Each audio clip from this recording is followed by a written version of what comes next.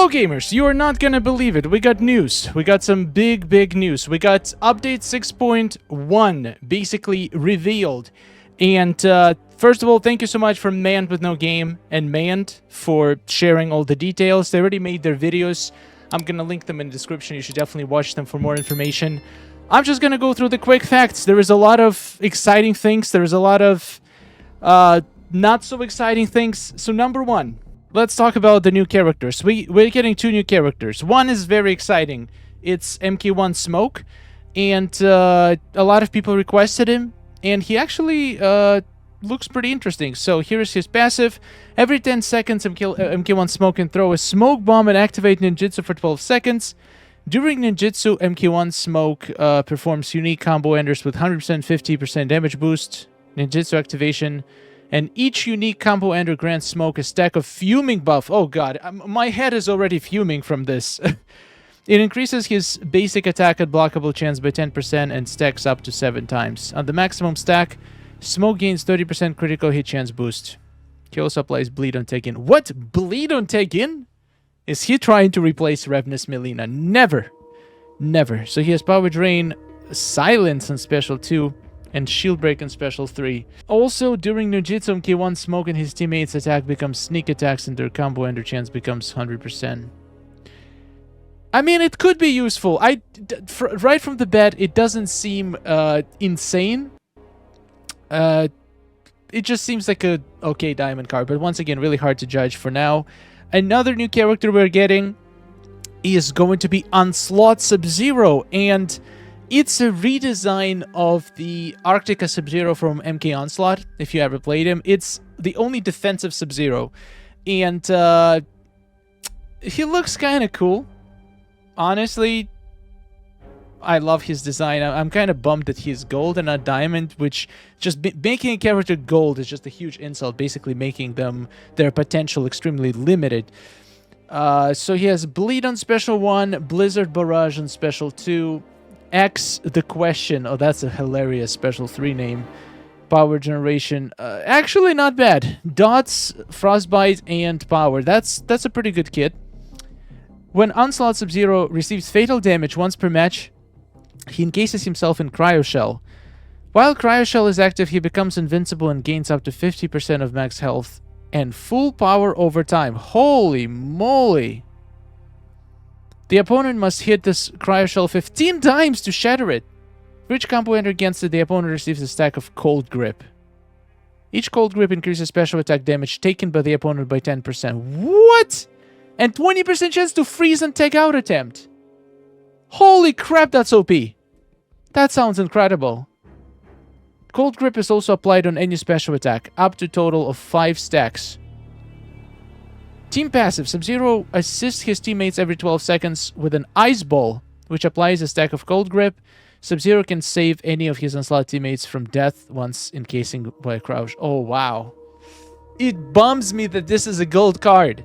It bums me that the Onslaught team is never going to be relevant, no matter how good you make this guy. 12 seconds. Every 12 seconds, he assists and applies Cold Grip. Cold Grip is like a mini snare, but I don't like it because it doesn't give you guaranteed snare. Snare is better. There's plenty of better ways to apply snare. I do like it that he has a lot of survivability and basically insane protection. He is invincible, and it takes 15 hits. That's a lot of hits. Like, for the most part, if you're playing your cards right, you're not gonna... It's gonna be very difficult to get hit 15 times. And even if when you do, you're still gonna be alive with 50% of your health and full power bar. Oh, it says up to. I wonder why does it mean up to? What is it based on?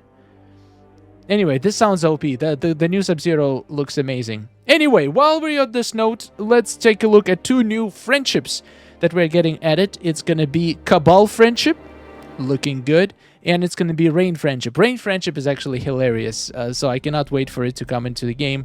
Cabal's Friendship is pretty good too. I'm going to take a look at the new gear later, not in this video, but I like the design of it. It looks very interesting.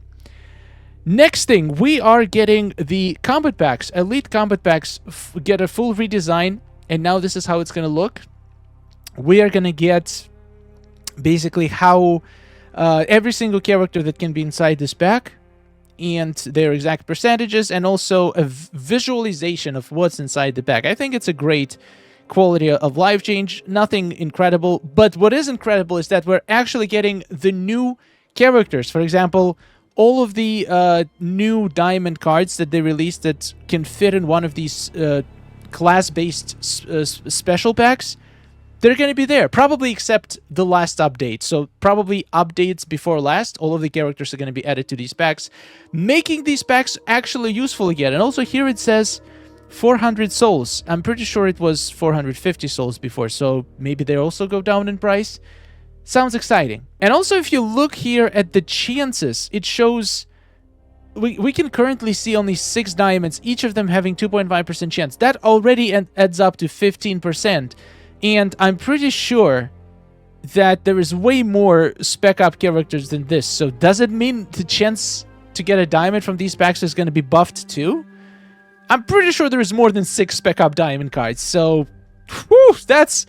Imagine if we get like 50% chance of a diamond from this pack. These packs would actually become very relevant and a good way to spend your souls. Another thing, we are getting some new exciting rewards every day starting on December 12th. And this is exactly the reason why I'm considering to actually create my new beginner account right now. Because I think collecting those rewards every day is going to be very helpful to a new account. I cannot wait to see what they are. And probably we're going to get some Christmas bonuses as well. So I feel like now it's a decent time to start a new account. So I might do just that today or tomorrow. What else we got? We got the new Krypt badges, which I guess exciting. They never reveal how they're going to be got. 2 new badges it looks like. So probably going to have some hidden requirements. We're going to try to crack it.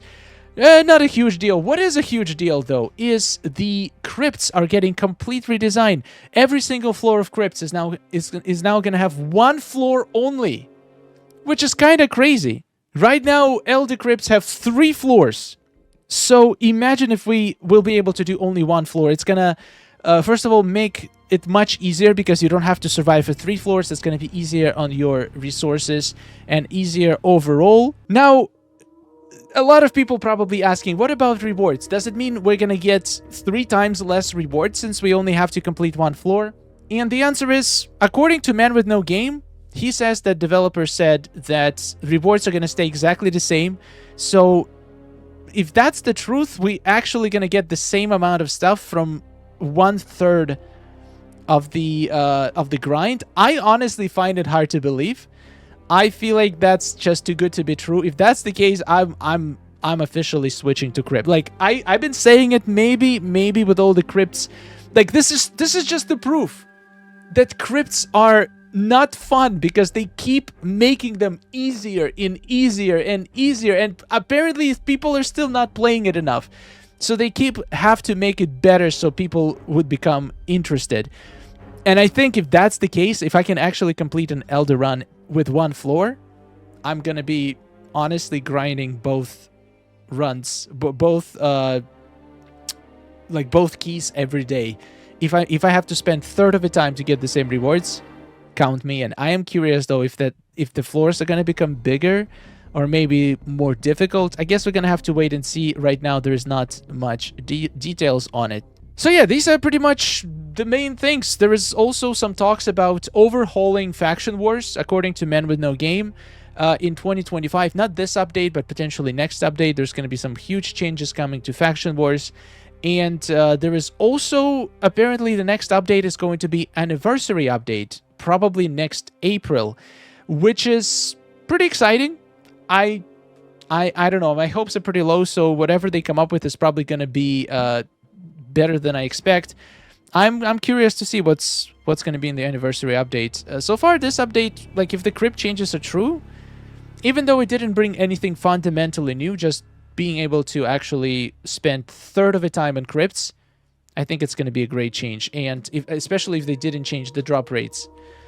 There's also going to be 3 towers. No new towers, so we're not getting any new tower gear. The 3 towers that are coming back are going to be, if I remember correctly, Shirai Ryu, Edenian, and Sorcerer Tower, both regular and fatal. But honestly, if the Krypts are going to be that good, who cares? Who cares about the towers? I'm probably not even going to touch the normal tower. I'll just play the fatal ones just for that guaranteed epic at Battle 200. There is also I heard something about being able to watch an ad to refresh the tower, which is huge.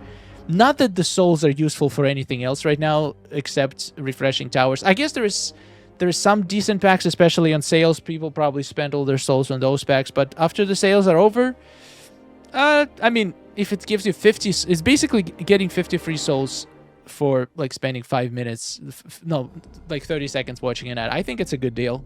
Anyway, not the greatest, most groundbreaking update, but it does seem like the game is going to become better and easier, less grindy after this update. So I'm on board. I'm definitely on board. I'm feeling optimistic, and I feel like I'm gonna have much easier time creating my new account. Oh my god, almost forgot. The update is dropping on December 16, which is just in 5 days, which is crazy.